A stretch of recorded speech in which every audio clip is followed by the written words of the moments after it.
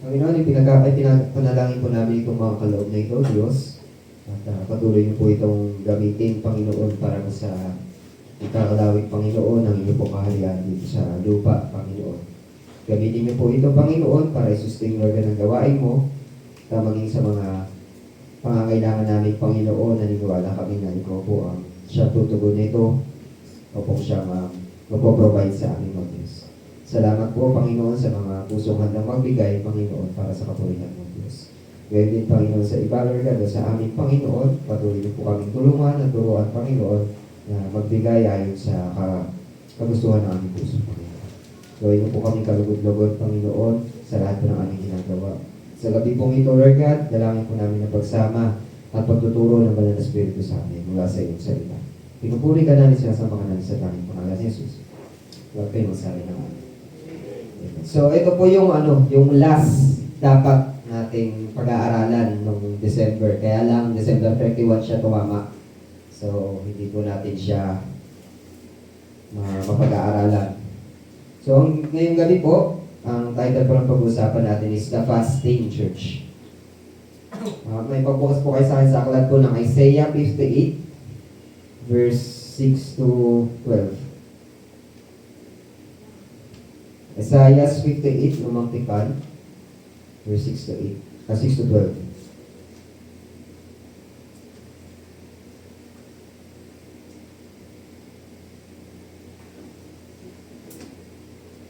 Basahin ko po dito, ganitong pag-aayuno ang gusto kong gawin ninyo. Panginoon po nagsasalita dito. Palayain ninyo ang mga di makatarungang ipinabilanggo. Kalagin ninyo ang tanikala ng inyong mga inalipin. Palayain ninyo ang mga inaapi at baliin ang mga pamatok ng mga alipin. 7. Ang mga nagugutom ay inyong pakainin. Ang mga walang tirahan ay inyong patuloyin. Ang mga walang maisuot ay inyong bigyan ng mga damit.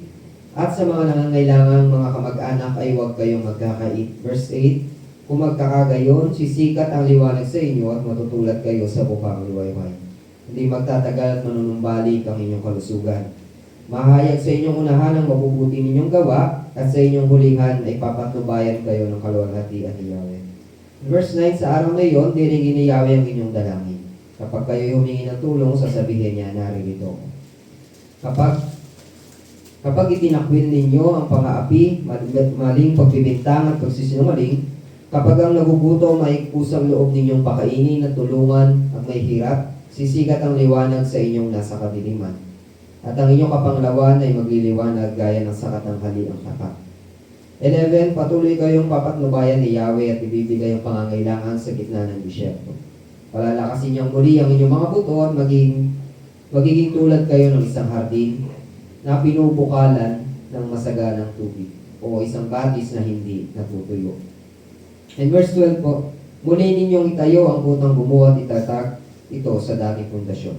Makikilala kayo bilang tagapagtayo ng mga nawasak na pader, mga tagapagtatag ng bagong pamayanan. Pinagpala ko ng Panginoon pagbasa ng kanyang salita. So, nung kumaalala niyo po yung pinag-aralan natin sa series ng fasting, tinuruan po tayo ng Diyos. Una po na ang fasting ay hindi lang tungkol sa pag-aayuno ng pagkain, kundi ito ay paglalagay ng Diyos sa bilang prioridad o una sa lahat. Pangalawa, tinuruan din po tayo ng Diyos bakit tayo nagpapas, bakit kailangan natin mag-ayuno.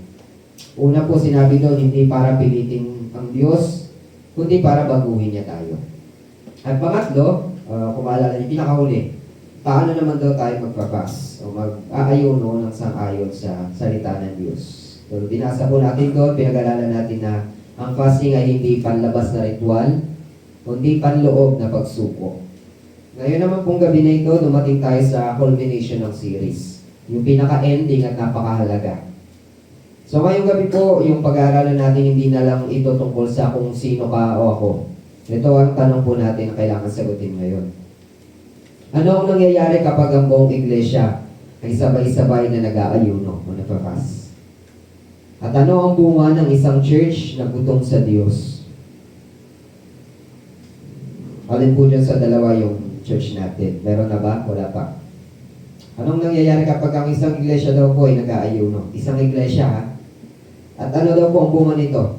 Pag ang isang iglesia ay gutom sa Diyos. Napakasimple po. Kapag ang iglesia po ay nag-aayuno, o sama-sama nag-aayuno, may nangyayaring corporate movement ang Diyos. Ibig sabihin po, hindi lang isang tao yung nababago, kundi isang pamilya ang gumagaling. At buong iglesia yung ginagalaw o ginagamit ng Diyos. At may mga gapos po na napuputol. May mga puso din po na nare-restore. At ang iglesia ay muling umaapoy sa kanilang gawain. Ang isang fasting church ay ang iglesia na hindi kampante, hindi manhid at hindi abala sa programa, kundi gutom sa presensya ng Diyos. Malapit na ba ito yung church natin? Tayo ba ay hindi kampante? Tayo ba ay hindi manhid? O tayo ay abala lang sa programa pero hindi tayo gutom sa presensya ng Diyos? Yun po yung ituturo sa atin ng Diyos. Panginoon ngayong gabi? Ayan. Ano ang bunga ng tamang fasting? Meron akong tatlong point. Una, ayan. Anong bunga ng tamang fasting? Pabasa nga po.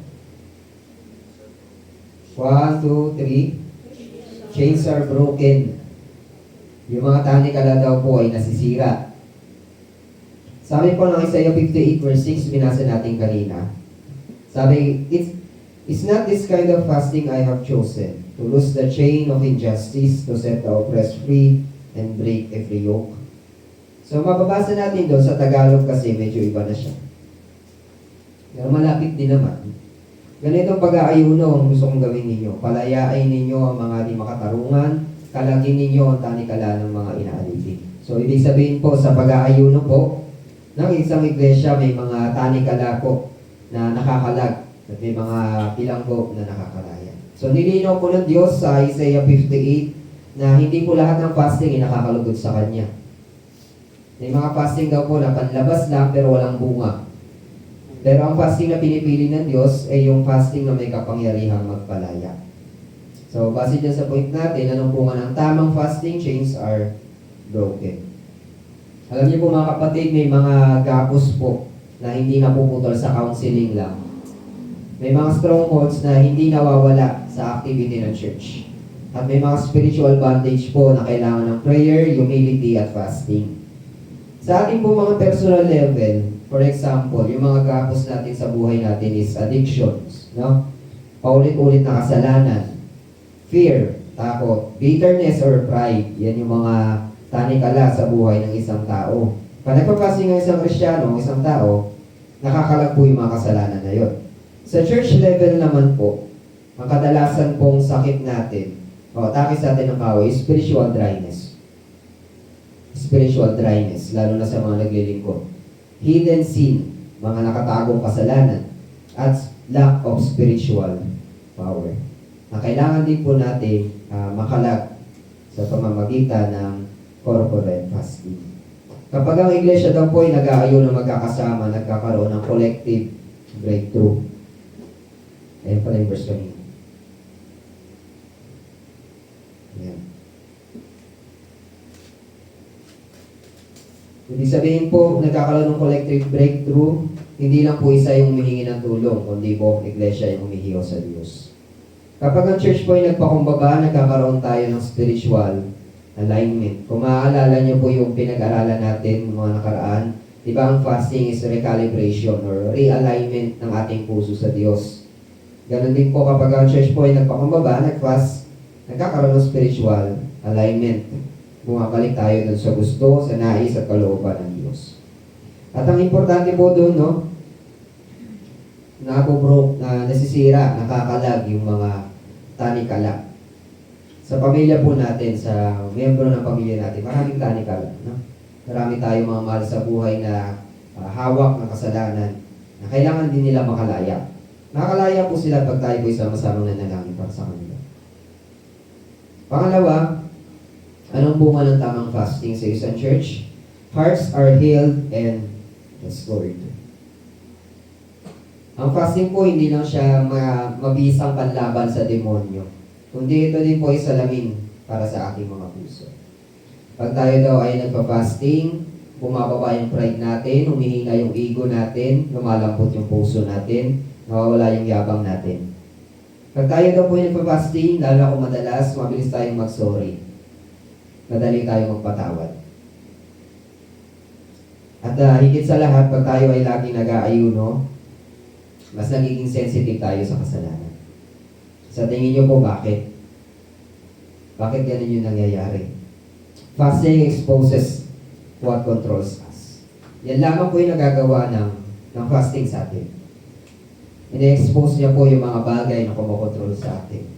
Kasalanan, pride, yabang, ego, pagmamataas, kasalanan, na-expose po yan kapag tayo ay nag-aayuno. So, ibig sabihin po, hindi lang gutom yung nararamdaman natin sa pag-aayuno. Lumalabas din yung laman ng puso natin. Nagkakaroon tayo ng ano. At doon po nagsisimula ang healing. Doon nagsisimula yung restoration. Kapag yung puso natin ay naihayag na yung mga kasalanan na itatago. So, isang fasting church, meron pong reconciliation. Ayan. Sa isang fasting church, merong reconciliation sa pamilya. Kung kailangan niyo po ng reconciliation sa family niyo, effective po ang fasting. Lalo na kung tayo po ay sama-sama nag-ayuno. Pangalawa, sa mga leaders po, sa mga workers ng church, nagkakaroon ng humility. Pang-apat, nagkakaroon tayo ng grace sa kapatiran. Ayan yun. Mas nagiging mabait tayo sa ating mga kapatid sa Panginoon. At pang-apat, nakikita natin nagkakaroon tayo ng malasakit sa mga nasasaktan. Nagiging compassionate ka. Ayan lang, yan po yung mga healing na marami pa po. Ilan lang po yan sa resulta po ng isang fasting sa ating mga buhay sa iglesia nito.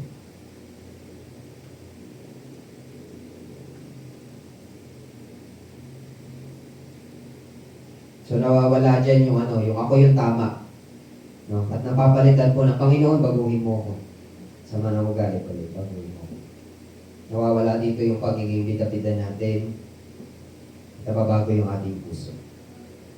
Ang fasting church po ay aligned sa puso ng Diyos. Naka-align sa puso ng Diyos. So hindi lang po ang church po na nagpa-fast, hindi lang siya humingi ng blessings. Hinahayaan nila yung Diyos ang mag-restore sa kanila. Kung matatandaan niyo, connect lahat ang pinag-aaralan natin. Yung praying church, yung revival, no? At itong fasting. Lahat po yan ay konektado sa lahat. At pag tayo na po yung nagpa-fast corporately, nagkakaroon ng revival sa services natin, sa ating mga puso, at nagkakaroon ng tunay na revival sa buhay ng bawat isa. Naka-jump lang yung title. Pangatlo na po tayo. Ano ang bunga ng tamang fasting? The church is empowered and sent. Meron pong verse sa Gawa, sa Acts chapter 13, verse 1 to 3. Hindi na natin babasahin kasi medyo mahaba pa yan. Hindi na babasahin na natin. Acts chapter 13, verse 1 to 3. Ito po yung pagkakataon kung saan namili po sila ng papalit kay Judas.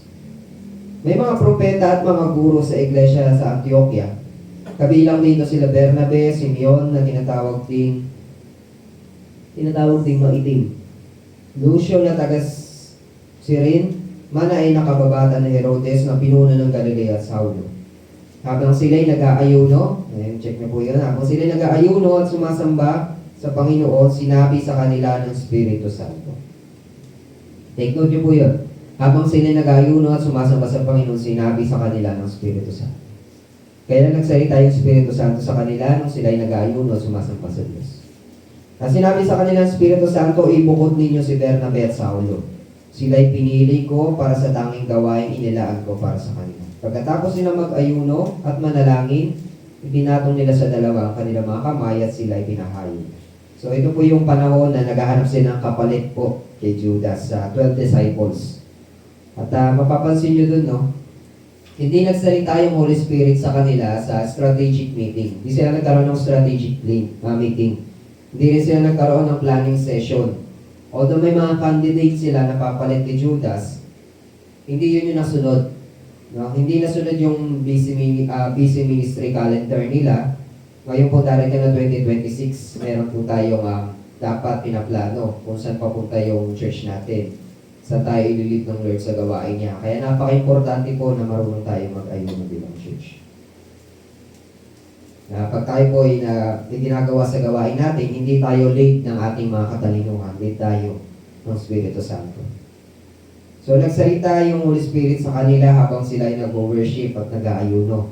So ang fasting church daw po ay spirit-led, hindi people-driven. Ang fasting church ay obedient at hindi convenient. At panghuli, ang fasting church ay ready to be sent. Handang isugo. Ready sila na sila ay gamitin ng Diyos. Yan po yung qualities ng isang fasting church. Spirit-led, obedient, and ready to be sent. Hindi magiging spirit-led po ang isang church sa kakakanta natin ng Spirit-touch your church paulit-ulit. Ito po yung nangyayari kapag tayo po ay nagkaisa na lumapit sa Panginoon. Obedient at hindi convenient and ready to be sent. Yung sa pangatlo, ready to be sent. No?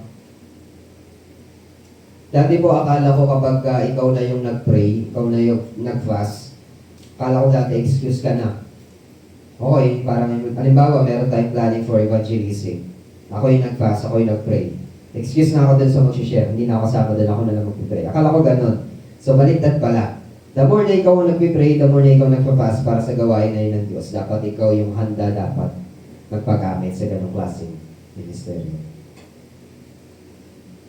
At nakikita natin dun sa Gawa chapter 13, hindi nila pinili sina Paul at Barnabas. Ang pinili po ng Holy Spirit ay si Saul, si Bernabe, at si Saulo. Si Bernabe, si Saulo. Ayun nga, si Paul at Barnabas. Sa English pa rin. So, anong bunga ng fasting? Napakalino po. Clarity, direction, and mission. Nagkakaroon tayo ng clarity, nagkakaroon tayo ng direction, at napufulfill natin yung mission na binigay sa atin ng Diyos.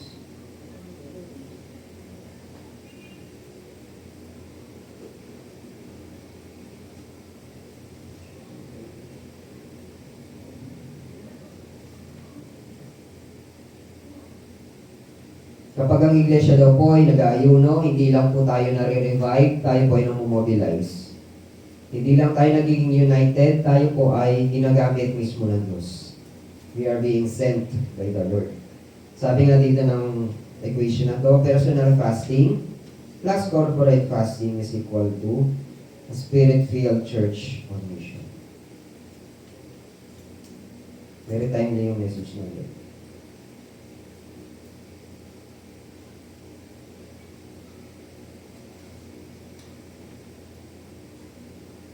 Personal fasting and corporate fasting.